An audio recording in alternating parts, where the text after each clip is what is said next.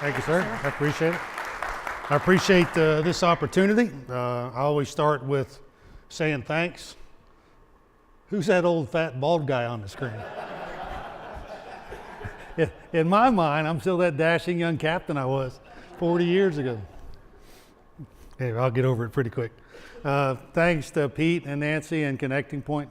I mean, I do this all the time, as you would imagine, but never have I seen a better, well-organized operation, a better venue, a better flow of the activities. So congratulations, and thank you for allowing me to participate in this. And for all of you, thank you for what you do. I want you to make sure you acknowledge what you're doing is so darned important, right? We as a nation have 324 million Americans, and they all deserve the best health care we can give them because we're Americans. Everybody deserves the best. And oh, by the way, the healthcare industry accounts for $3 trillion a year, 18% of our nation's economy. So what you're doing is very, very important. And all I want to try to do over the course of the next 45 minutes is to give you some sense of the things that I dealt with, not just on active duty, but post-active duty, that might be something you might want to think about. That's all this is all about. When I transitioned from the military, and I was in the Army for 35 years, I went to West Point only because I couldn't afford to go to college anywhere else. I mean, you all have probably similar stories. I go see my guidance counselor. Her name is Eileen Lowell in 1972. My parents both worked at the paper factory in Hamilton, Ohio. My dad had a 7th grade education. My mom had 11th grade education. We were pure blue collar. I got my first job when I was 13. I went to see Eileen Lowell and I said, ma'am, I think I should go to college because that seems to be the conventional wisdom, but my parents can't afford to send me anywhere. Do I have any options? She said, well, you can go to these things called military academies. I said, really? I said, how much do they cost? She says, nothing. They pay you to go there. Man, I'm thinking that's pretty cool. I get to go to college and they pay me to go there. So I applied to West Point in Annapolis, the Naval Academy. I got my West Point acceptance on Monday. I got my Naval Academy acceptance the very next day, Tuesday. The only reason I went to West Point is because I got the acceptance the day before. I tell folks the postman truly determined my fate. You know, that's why I went to West Point. I went home and told my dad, I said, Dad, I'm going to go to West Point. He said, boy, what do you want to do that for? That's the Army. My dad was a private when he was drafted in 1945. He was a private in 1947 when he was kicked out of the Army. He was the world's worst soldier, very proud of that fact. You know, and he said, you ain't going to like the Army, boy. Don't go to West Point. But I had no choice. So I went to West Point. Does anybody know anything about the military academies or have people who have been to the military academies? At least back in the early 70s, it was a rough road. That first 6 weeks was called Beast Barracks. It was appropriately named, you know. After 3 weeks of running everywhere and getting yelled at all the time and not eating, I realized Dad was probably right. So they allowed me to call home. I called my dad. He picked up the phone. I said, Dad, you're right. This place sucks. I'm coming home. Pregnant pause on the other end of the phone. Finally he says, boy, where are you going to sleep? You started it. You finish it. He didn't give me a choice. So I finished the academy. I graduated in 1977. I thought I was going to be in the Army 5 years because that's the obligation. That went to 35 years. It went from a job to a profession to a passion. I had the privilege of leading at all levels in the Army. Does anybody know anything about the military? Because a fewer members of the audience that know about the military, more lies I can tell, you know. I started as a platoon leader of about 30 folks, and then a company of about 100 folks, and a battalion about 500, a brigade about 2,500, a division of 25,000, a corps of 65,000. And as Pete mentioned, my last job in the Army was running all the Army installations. That was a workforce of 120,000 people around the world, right? So it gave me some insights on leadership that I'd like to share with you. And I don't profess to be the expert on leadership. It aggravates me when folks say I'm the expert on leadership. You see a lot of books out there written by people who've never led but have studied leadership and now they're professed experts. I'm not the expert. I learned a lot of things about leadership by doing the wrong things or by watching people do the wrong things. And I'd like to share those ideas with you.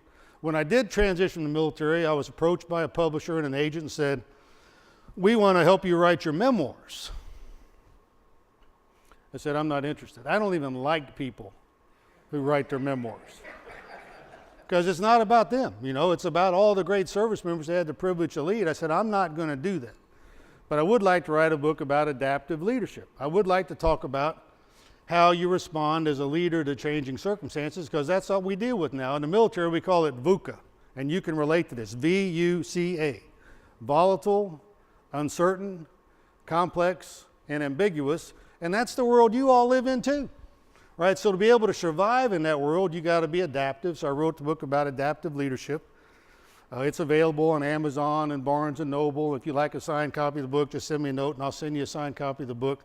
But for those of you that don't read, I gave you Cliff Notes. You know, and in front of you are my 9 leadership principles. And those are the things I'm going to talk about today. And again, I'm going to stick around for the reception. And if you'd like me to amplify on any of them, I'm happy to do that on an individual, personal basis. But let's set the stage that you know so well. In the military, as you're doing planning, the first thing you do is look at the situation. And here's what I understand about the situation that you all are in. You have changing circumstances, much like I did on active duty. You know, what happened to me when I was running all the installations, I had an annual budget of $20 billion. That's a lot of money, you know, even in the terms of the U.S. government. About 6 weeks into the job, the Chief of Staff of the Army called me in. He's a 4-star, I'm a 3-star. General Officer math, 4 beats 3 all the time. He said, hey, Rick, you know, with budget cuts and sequestration, you just lost 25% of your operating budget. You went from $20 billion a year to $15 billion a year. That's significant. And then in his next breath, he says, but you have to continue to provide our soldiers and their families with a quality of life that's commensurate with their quality of service. So he wasn't going to allow me at all to modify how we delivered the services that we delivered, but I had to modify how I was going to do it. An old dead guy wrote a book entitled On War. His name is Clausewitz. All military folks have to read this book. And he talks about ends, ways, and means, and it applies to you all as well. The end is what you're trying to accomplish. In your case, provide quality health care, provide quality infrastructure, provide quality services. That's what you're trying to accomplish. If your means are modified based on changing circumstances, you have to modify your ways. You have to do things different. And I'm going to give you some ideas on how to do that. But this is what I understand about your changing circumstances. You've got new healthcare models that you're dealing with. Pete talked about the Affordable Care Act and Obamacare. I got that. That's an issue that you're dealing with. I understand. You're dealing with technological disruptions. I mean, I ran a research institute for the University of Texas when I transitioned from the military. The Army sent me to MIT as a young captain. Don't be impressed. The highest grade I got in any test at MIT was a 52. I was always the lowest in the class, but I did make it, you know, and I got a degree in robotics. I have a passion for assisted living. I got a passion for developing devices for people who need help, you know. So I understand technological disruption. You're dealing with an aging population, changing demographics. I got all that, you know. 324 million Americans, but 15%, almost 15% are already over the age of 65. And you're dealing with that all the time. And you're also dealing with this idea of a focus more on wellness and disease prevention than on treatment. And I think that's right. We as an Army, what we decided to do was focus on diet, nutrition, exercise, and sleep to avoid our soldiers and their families from becoming ill. So all those things are circumstances you're dealing with, and it's changing now, and it's changing all the time. And I want to help you kind of work through what you could do to continue to provide the service you got to provide with different ways of doing business. Who here is a leader, by the way? I mean, everybody's a leader. You know, this is a frustration I find when I do these presentations. Next week, I'm talking to 1,000 people in Connecticut. The week after that, I'll be in California. The week after that, back in Dallas. But less than 10% of the audience normally raises their hand. That's problem number one, because we're all leaders, right? We're leaders in our families, in our communities, in our churches, maybe in our profession. So just acknowledge that you are a leader. Who here is a great leader? Thank you for that. You notice I didn't raise my hand, you know, because I'm still a work in progress. I still continue to try to learn. I'm an avid student of leadership. I try to study those folks that are leading, have led, try to understand how they do business. You know, I'm just finishing up Bill O'Reilly's new book about waging war, about killing the rising sun. It's pretty powerful, but you can learn by reading books like that. So we all got work to do. What do you think the most important piece of furniture in your house is, by the way? The toilet. Yeah. Does anybody know anything about Fort Hood, Texas? Fort Hood, Texas is the largest installation in the free world. I commanded that. 65,000 soldiers at any one time I was responsible for. But every Wednesday at 3 o'clock, I'd meet every new arrival to the installation. And that was always about 500 people because the place is so big. Why did I do that, by the way? Why did I personally meet every new arrival to the installation?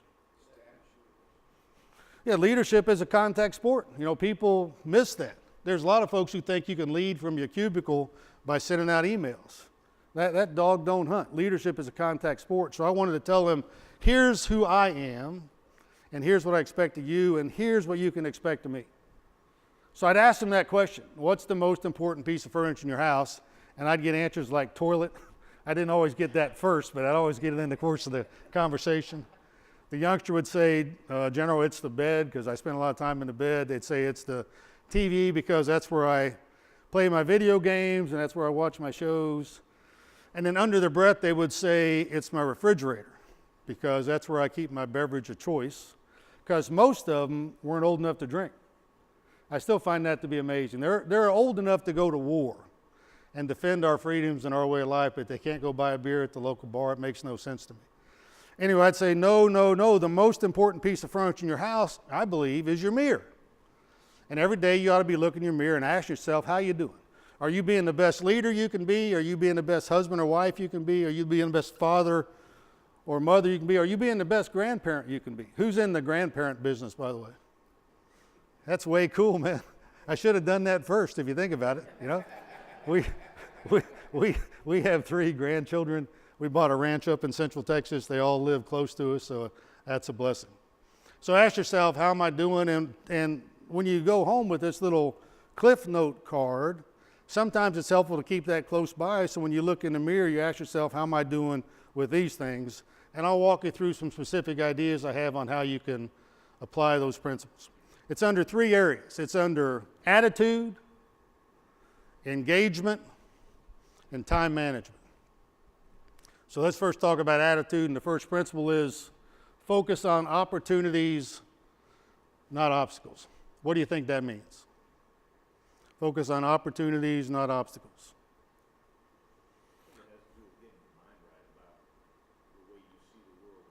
Exactly.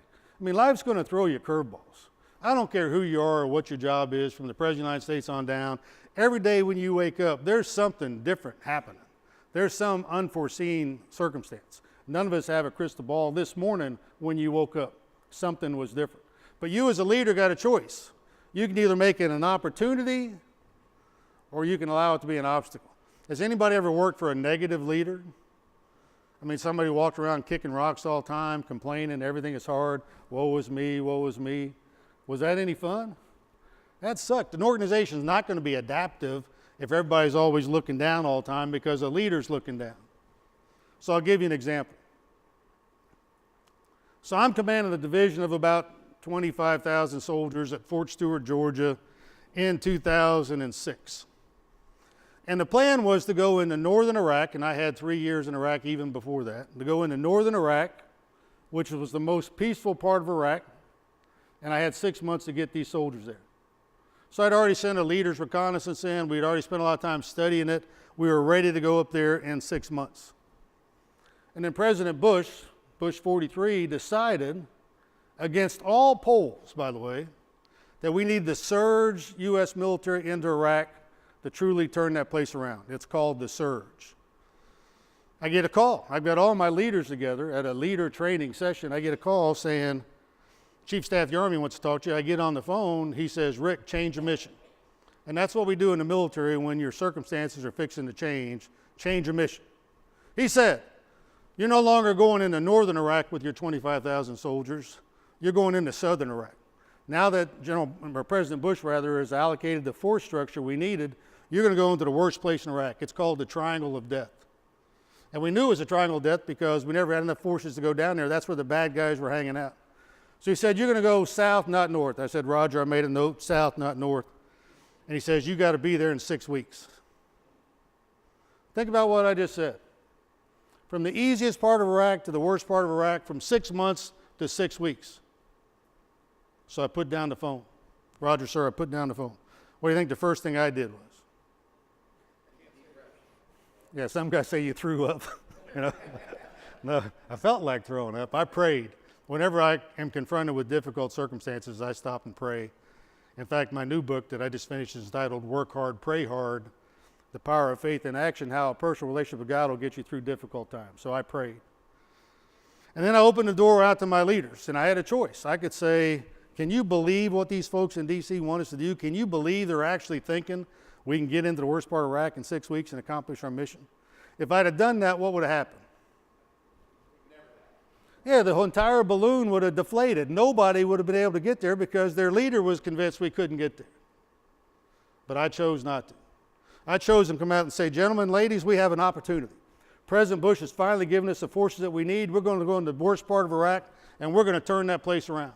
We can do it. We did it. Went in there for 15 months. That place that was called the Triangle of Death was referred to as the Triangle of Life by the time we left. I took Senator McCain, Lieberman, and Graham through the worst part of my battle space towards the end of the mission without body armor. 3 U.S. senators without body armor. That's a significant change that was made. We turned that place around because we focused on the opportunity, not the obstacle. Now, unfortunately, 153 soldiers died on the battlefield in a place I placed them, and I got to live with that the rest of my life. And 800 came back in pieces, missing limbs or eyesight or having invisible wounds. That's why I spend a lot of time now with Wounded Warrior projects like the Gary Sinise Foundation, Operation Finally Home. And if you're interested in helping on those things, let me know after this and I can point you in the right direction. So focused on opportunities, not obstacles. Same with this idea of a budget reduction to 25%. Has anybody ever been involved in something like that? Where all of a sudden, wham, you got your feet knocked out from under you? Again, you got a choice, right? 20 billion to 15 billion, I gathered my leaders and said, hey, we got an opportunity. Because there are better ways to do business. There are. I brought the mayor of Fort Wayne, Indiana to speak to my leaders.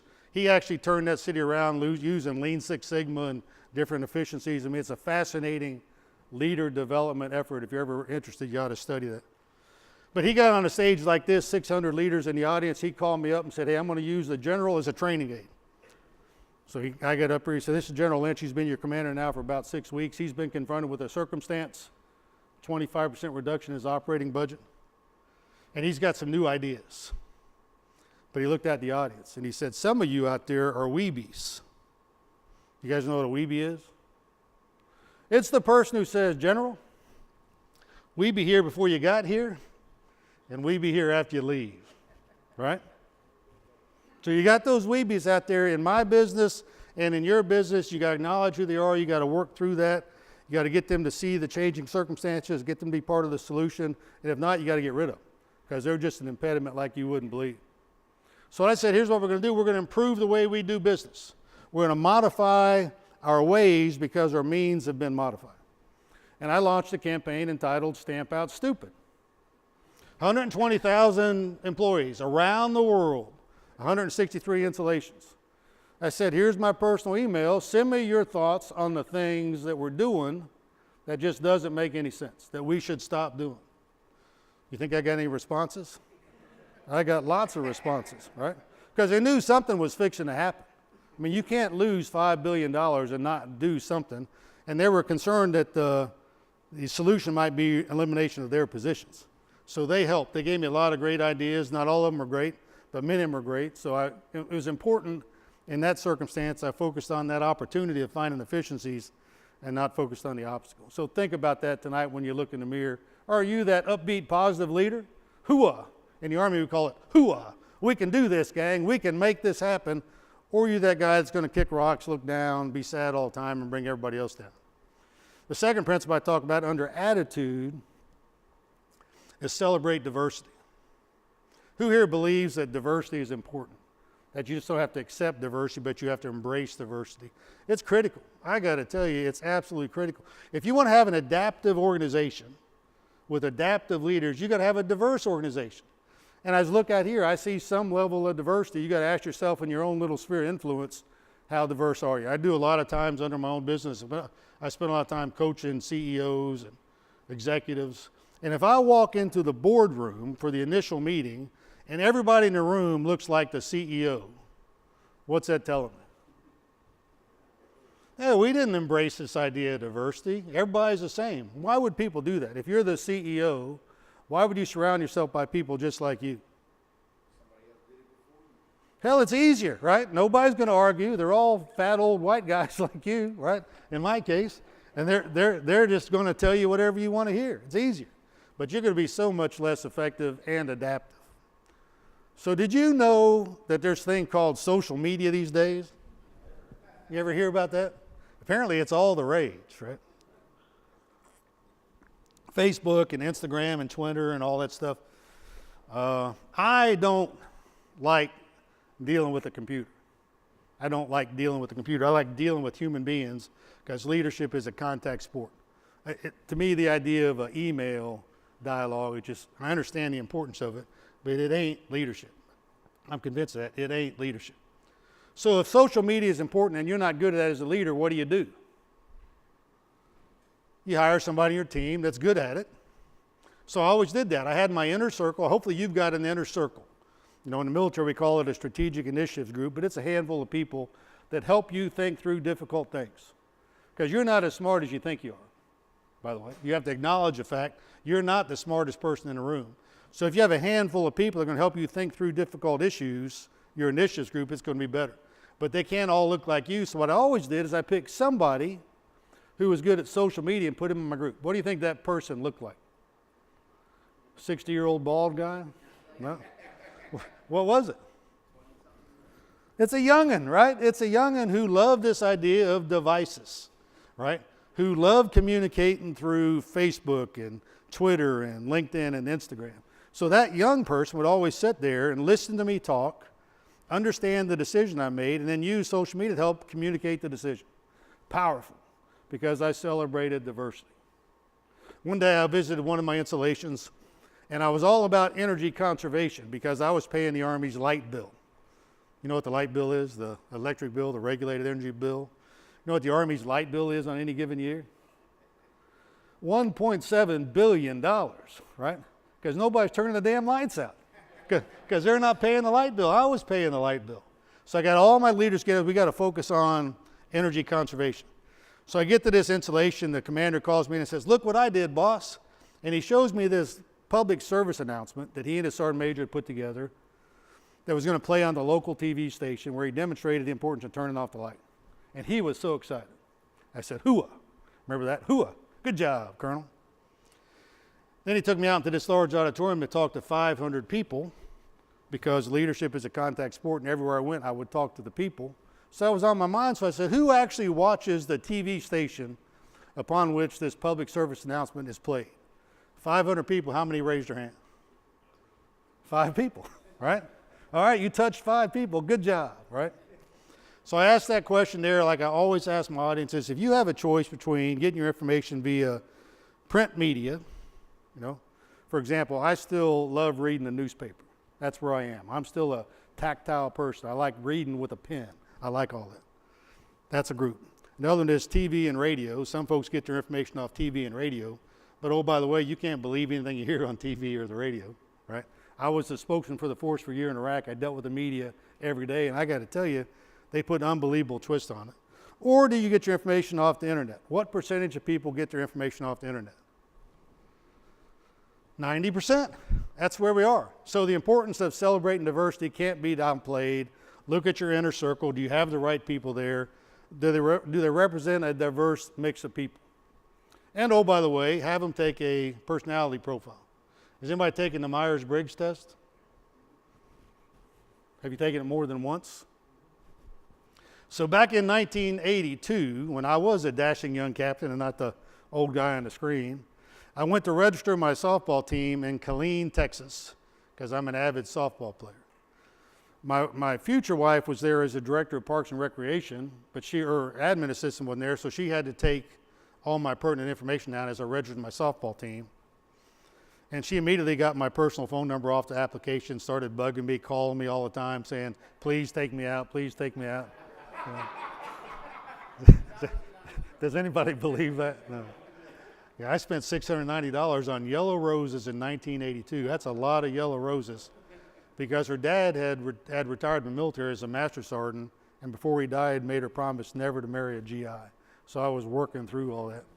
But anyway, she said, okay, I'll marry you. So we went to see the military chaplain, and we said, hey, we'd like you to perform the ceremony. He said, I'd be glad to do it, but you got to take this personality test first, make sure you're compatible. So we took the test, we gave him the results, we went away, we came back and the results were completed. We walked in, he was ashen white. He said, whatever you do, don't get married. He says, I've never seen two people more diametrically opposed, right? He says, it's a disaster waiting to happen. Well, 34 years, 2 kids, 3 grandkids later, apparently it's going to work out okay. But we have taken the test multiple times in the last 34 years, and our personalities have changed. They have changed. So as you're assembling your inner group, have them take the Myers-Briggs test and get you a couple extroverts and get you a couple introverts and a couple feelers and a couple sensors and get the right people around you. Truly celebrate diversity. And the last one I talk about at length in my book, and my third principle there is decide when to decide. Who's making the decision? Who's a decision maker in this room? Everybody is. I mean, you're making some decision, whether it's just what you wear to work that day, but you're making the decision. Your first decision always has to be to decide when to decide. Decide when to decide. When do I have to make this decision by? Why do people rush to a decision these days? Why do they just jump right in? Because they don't want to appear to be indecisive. They don't, right? So they just make a decision. And it's normally the wrong decision. So what I've learned over the years, and I practice to this day, is the first thing I'm going to decide is when do I have to make that decision by? And what do I do between now and then? Yeah, gather information, analyze, talk to people, get people's feedback and input. Again, you're not the smartest person in the room. Solicit some feedback. Frame the problem. Here's the decision I got to make. I got a week to make it. Give me your input. And they'll give you invaluable input. Will you agree with everything they tell you? No, but you're the decision maker, so you're going to make the decision. And after you make the decision, what's the first thing you have to do? You have to announce the decision. And you have to articulate why you made that decision. Because there are going to be some people that don't agree with you, and you have to do that. People say, well, what was it like leading in the military and then leading outside the military? Because my last job, as you know, was 120,000 people. Most of those were dedicated civilians. I ran a multi-million-dollar research institute, so I've got 6 years of leading dedicated civilians as well. What do you think the biggest difference between leading in the military and leading in your world, the civilian world, is? What do you think it is? Level of influence. Well, level of influence is the key. I mean, in the military, if you're the general and you say, go left, everybody goes left. Normally, right? Normally. What happens if you say that in the civilian world? Go left. They say, why? Yeah. So you got to, as a leader, you got to justify your decision. You got to explain why you did it. You got to tell people, but you've solicited input. You made a timely decision. Now you got to communicate the decision. So think about where you are attitude-wise and how all that fits in for what you're doing. The second group of principles talk about engagement.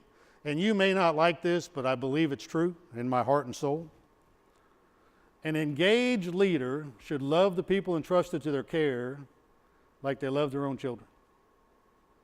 And you should demonstrate that care. It's deeds, not words. How many folks have worked for a leader who says, I care about you, but they really didn't? They didn't demonstrate it. That sucks too, right? Nobody wants to do that. My wife has taught me so much over the years. One of the things she taught me was this idea of people don't care about how much you know until they know how much you care. Think about that. So if you're an engaged leader and you want to build an adaptive team who can respond to changing circumstances, show them that you truly care. And when things get difficult, they're going to work harder. Why are they going to work harder? They don't want to let you down, right? Because you care about them. Now, how do you demonstrate that care? What do you physically do? If it's deeds, not words, what do you do? What's that? Yeah.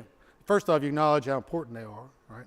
Well, servant leadership, that's what it's all about. You know, when I had those 500 youngsters on Wednesdays at Fort Hood, I brought the youngest guy up all the time, or gal, and she was always 17 years old, because you can join our nation's military at the age of 17.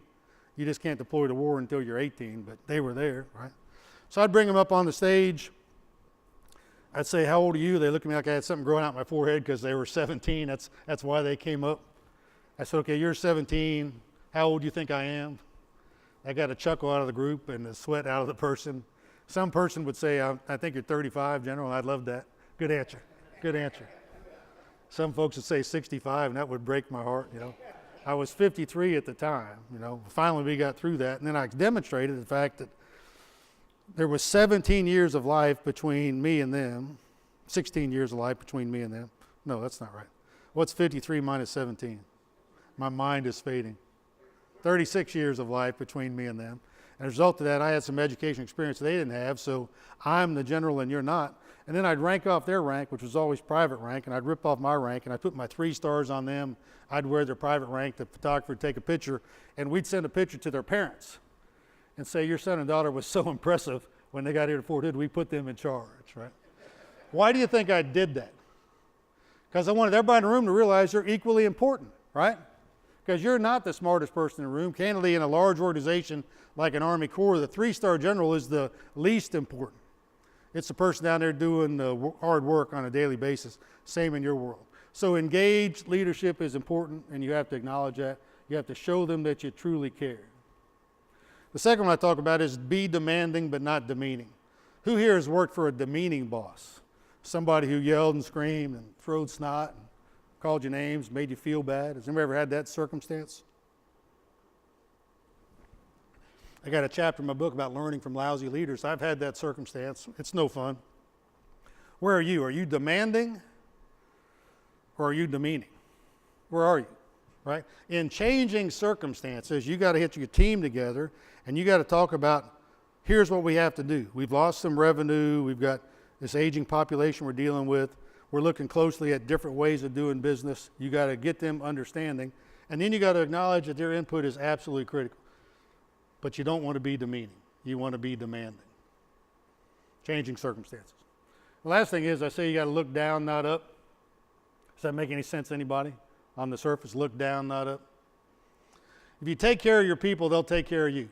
If you spend all your time aspiring for the next promotion, the next position, they see that.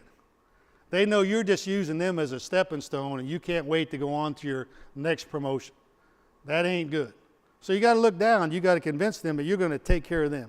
Any success that you get, you're going to share with them. You know, in all my promotions in the Army, I gave all glory to God, all thanks to my family for all successes that have come my way. It's not about you. It's about them. It's the larger we. How many folks do you all supervise in your team, for example? Is it 8, 10, whatever it might be? Yeah, see, in the military, if you got a squad, it's about 10 people, and you can know everybody, right?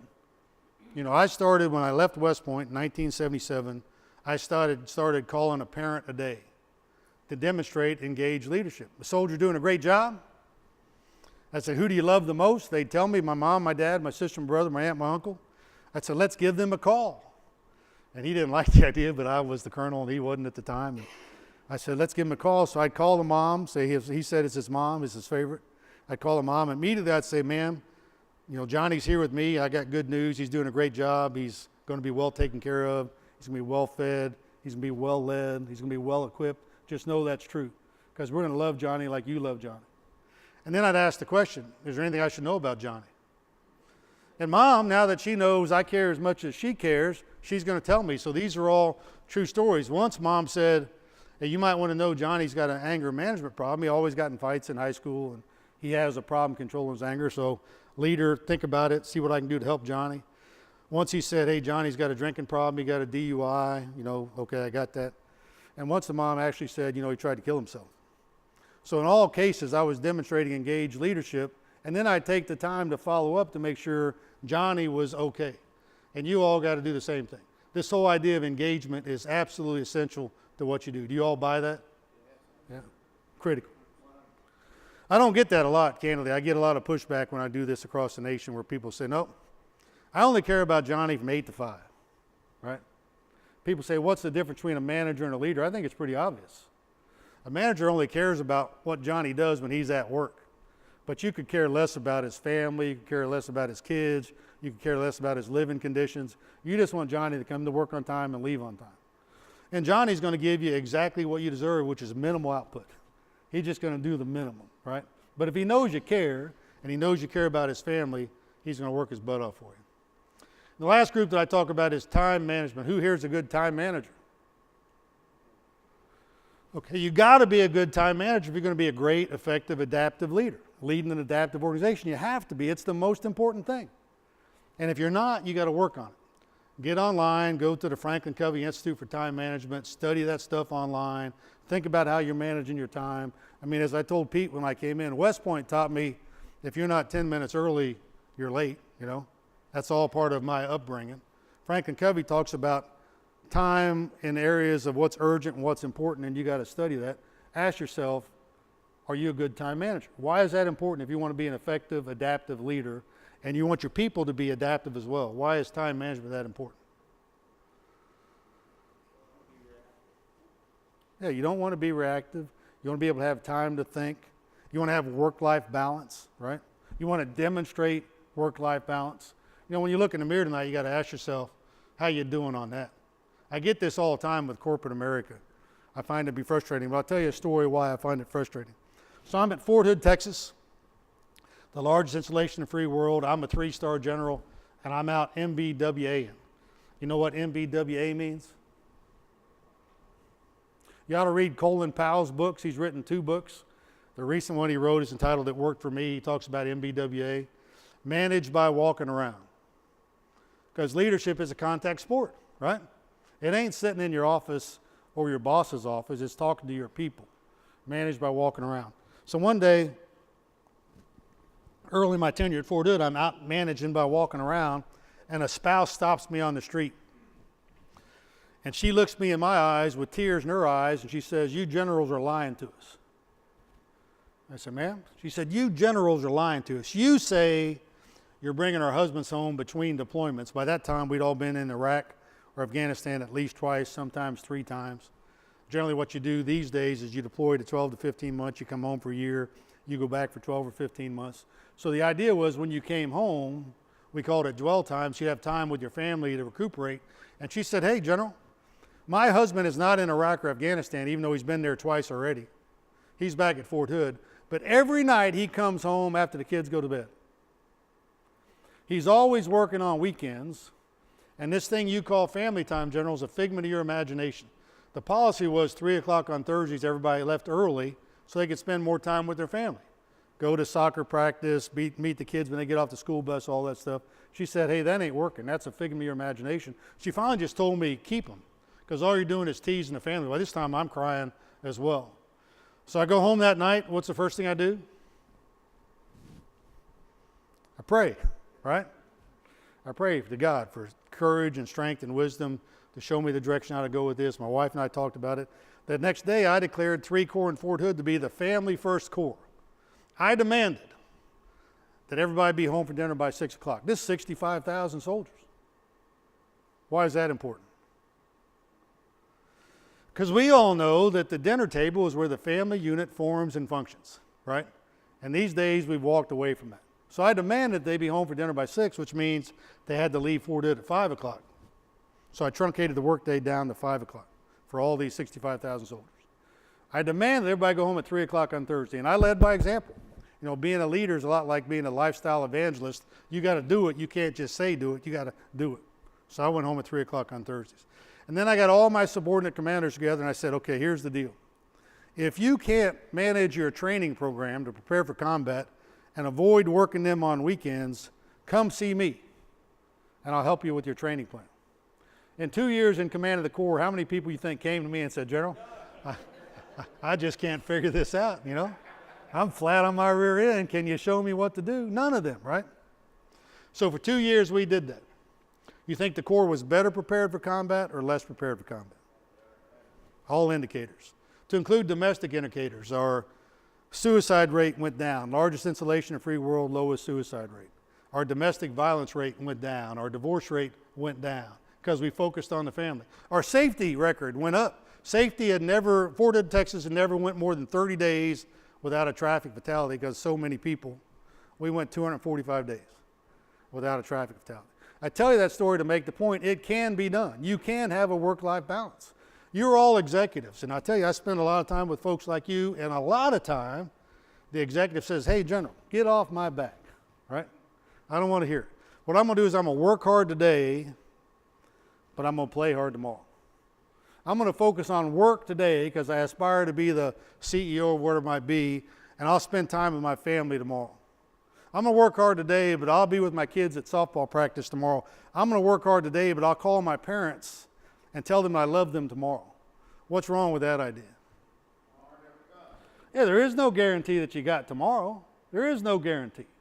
So what I'd argue that as an effective, adaptive leader, you got to demonstrate work-life balance. And if you're not good at time management, take the courses, practice it, work on it. Call me if you want some insights on how to do it better. I spend a lot of time coaching people through time management skills, and then implement it. Because when you do it, they'll do it. And they'll be happier and healthier, and the family will be better. And when things change, when you get called in and said, hey, you got to make these modifications either with facility design or your budget's cut or your resource constrained, by God, they're going to work harder because they know that they don't want to let you down. The last thing I'd like to talk about is the importance of being a mentor. Who has a mentor? Man, I hope you do. In my book, I talk about my 5 mentors. It's somebody you either want to be like because of what they do or because of who they are. So find those mentors, reach out to them. I guarantee they're going to want to have a dialogue with you because they want to make sure they're helping you. And then you have to be a mentor as well. You got to look out for people, make sure you're properly taking care of them and all that good stuff. So let me recap on how this all applies to what you're all doing, not just the next 3 days, but for the rest of your career in this business. One is acknowledge what you're doing is important. You're touching the lives of 324 million people. It's not just a job. It has to be a passion. You got to do it the best. You always got to look for better ways to do it. You always got to be innovative. You always got to be able to adapt to changing circumstances. As I study what you guys deal with, I understand the issue with repurposing. The idea of quit talking about utilization and talk about cost optimization. I had to deal with that when I was running all the installations. So what are you going to do with those rooms that aren't being adequately utilized, and how are you going to use it either as a outpatient clinic or a standalone ER or whatever it might be? But when you think through that, the end state is you're providing somebody better health care, more affordable health care. So just know that's so important. Know what you're doing is helping treat the patients. Colonel Mark Thompson runs the hospital on Fort Hood, Texas, Darnall Army Military Medical Center. And he said the design of the facility aids in the treatment of the patients. And you know that's true. And you all are thinking through that now. How's a better way to do that? It ain't the way it used to be. Think about the Weebies and the way it used to be. Get rid of that. Think about better ways to do business in terms of the design of the facility. When we designed the Fort Belvoir hospitals, anybody in the D.C. area? Yeah, it's right outside of the D.C. area, Fort Belvoir. We built a 1.2 million square foot, 7-floor facility, and we used this idea of evidence-based design, which is what you all deal with all the time. And we try to think through what did data and statistics show us we ought to do as we designed that hospital. So for example, we made a decision to make it LEED Gold. And as a result of that, their light bill went down by 27%, which I liked, right? So what you're doing is so darn important. But you got to be innovative, you got to be adaptive, you got to be looking for better ways of doing business. And I know you are, or you wouldn't be here. Now I've got 1 minute and 46 seconds left based on this timer. I always like to conclude with a specific story, but I am going to stick around. If you're interested in talking about any of this more, please grab me at the reception. Or on the back of my card, it's got my personal contact information, my cell phone number, my email. If you'd like to kind of get me to elaborate on something, I'm happy to do that. If you'd like a copy of a book, I'm happy to send you a copy of that book. So let's talk about living the dash. Have you heard the story about living the dash? So as a leader, you got to be thinking about this all the time because you're a concerned, caring, adaptive leader trying to lead adaptive organizations. So at the end of the night, before you fall asleep, you ought to be thinking about how am I living my dash? So here's what happened. I'm a man of faith. I talk about that a lot in my second book, I'm a Man of Faith. But my dad didn't have that same strong faith. So my mom passed away in 2009. And my dad just recently passed away. But every time I go back to Hamilton, Ohio, he'd say, let's go visit your mom. Because he was convinced mom was in the cemetery. I don't believe that's true. I believe what God tells us in 1 Thessalonians 4:13. We're all going to be together again in heaven. But he thought mom was in the cemetery, so we went to visit mom. What do you see when you go into a cemetery? See a tombstone, right? And on a tombstone, you see a name, you see a start date. We all got a start date. That's the day we were born, right? And we all got an end date. We don't know when that end date is. It could be tomorrow. It could be, God willing, 50 years from tomorrow, but we all got that. But what's between the start date and the end date? A dash. So what you got to ask yourself every night before you go to sleep is, how am I living my dash? Am I truly focused on servant leadership? Am I truly focused on service to others? Am I always trying to make a difference? You know, my personal mantra is touching lives and making a difference. And my favorite book is a book entitled The Life God Rewards by Bruce Wilkinson. And in it, the author says, God really doesn't care, in my case, how many stars you wear or how much money you make. He cares about how many people you touch. So just think about that.